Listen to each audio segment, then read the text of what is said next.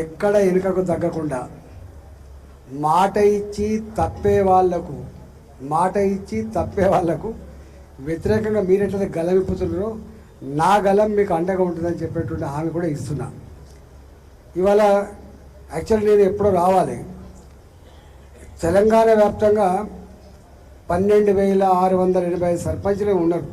12,000 మంది పైన సర్పంచులు. 3 ఏళ్ళు అవుతుంది బిల్లులు రాక. గౌరవ వేతనం కూడా రావట్లేదు వాళ్ళకి. పాపం సర్పంచులకు గౌరవ వేతనం కూడా రావట్లేదు.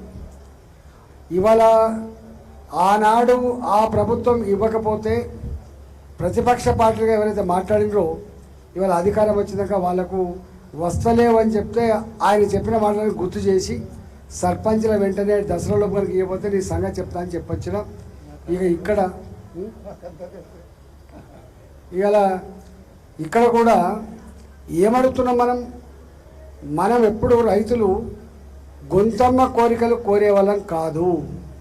రైతులుగా ఆనాడు ఆ పార్టీ మేనిఫెస్టోలో పెట్టిన ప్రకారంగా ప్రజాక్షేత్రంలో హామీ ఇచ్చిన ప్రకారంగా వాళ్ళ నాయకుల సమక్షంలో ఇది గొప్పగా చెప్పింది కాబట్టి రైతులకు 2 లక్షల రూపాయల రుణమాఫీ బేషరతుగా చేయాలన్నా మనం. బేషరతుగా దానికి కార్డు లింక్ పెట్టుడు, ఇన్కమ్ ట్యాక్స్ లింక్ పెట్టుడు ఇంకోటి కాదు. రైతు నువ్వు చెప్పింది అట్లా ఆనాడు కనుక మీరు ఈ విషయాలని చెప్పి ఉంటే ఇవాళ మేము అడిగేటోళ్ళం కాదు.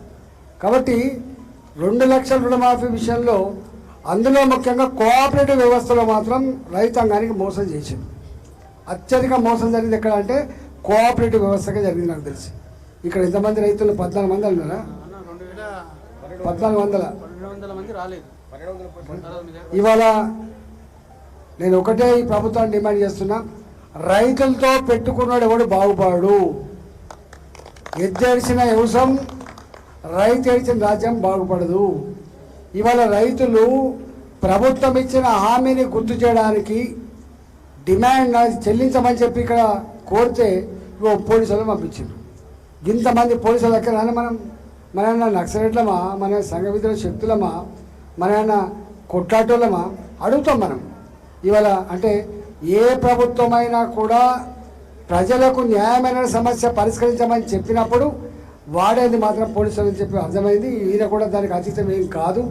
కాబట్టి ఇవాళ రైతులకి 2 లక్షల రూపాయల రుణమాఫీ గడికేసర్ సొసైటీలో కావచ్చు, మొత్తం కావచ్చు, వెంటనే చెల్లించాలని చెప్పి నేను వాళ్ళ పక్షాన డిమాండ్ చేస్తున్నా ముఖ్యమంత్రి గారికి.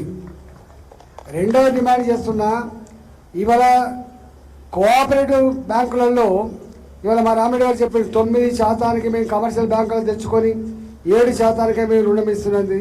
అంటే కోఆపరేటివ్ వ్యవస్థ అంత గొప్పగా ఉంటుంది. కాబట్టి ఈ కోఆపరేటివ్ వ్యవస్థకి ప్రభుత్వ పరంగా ఇవ్వాల్సిన వడ్డీ అయితే ఉందో ఆ వడ్డీని తక్షణమే ఎప్పటికప్పుడు చెల్లించమని చెప్పి కూడా డిమాండ్ చేస్తున్నా. మూడవది, సరిగా రైతులకు 500 రూపాయల బోనస్ అదంతా తర్వాత విషయం. కానీ రైతుతో గోక్కునే ప్రయత్నం చేయకండి, రైతుల్ని ఇబ్బంది పెట్టే ప్రయత్నం చేయకండి. ఇవాళ రైతు బంధు ఉండే ఇదేం చెప్పిండు, 5,000 ఎంపీ షాది, సంవత్సరానికి ఎకరానికి 10,000 రూపాయల ఎంపీ షాది, నేను వస్తే 15,000 ఇస్తా అని చెప్పిండు. కౌలు రైతాంగం కూడా ఇస్తా అని చెప్పిండు.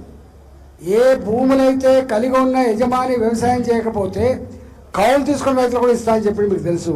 చివరికి రైతు దగ్గర కూలీ చేసిన రైతు కూలీలకు కూడా నెలకు 1,000 రూపాయలు చొప్పున సంవత్సరానికి 12,000 రూపాయలు ఇస్తా అని చెప్పిండు. మనం చెప్పలే, ఆయన చెప్పిండు.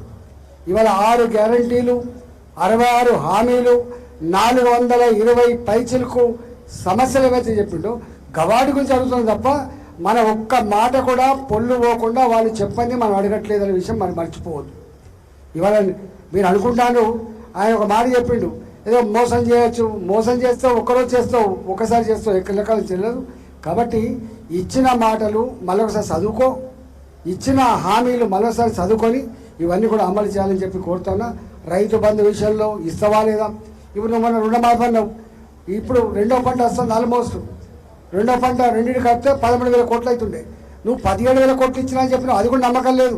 10,000 కోట్లు ఇచ్చినావా, 12,000 కోట్లు ఇచ్చినావా, ఎవరి దగ్గర లెక్కలేదు. ఈ రాష్ట్రంలో ఉన్న వ్యవసాయ డిపార్ట్మెంట్ దగ్గర లెక్కలు లేవు. సీఎంఓ ఆఫీస్ దగ్గర వెలువడ్డటువంటి పత్రికా ప్రకటన తప్ప నిజమైన లెక్కలు ఇప్పటిదాకా లేవు.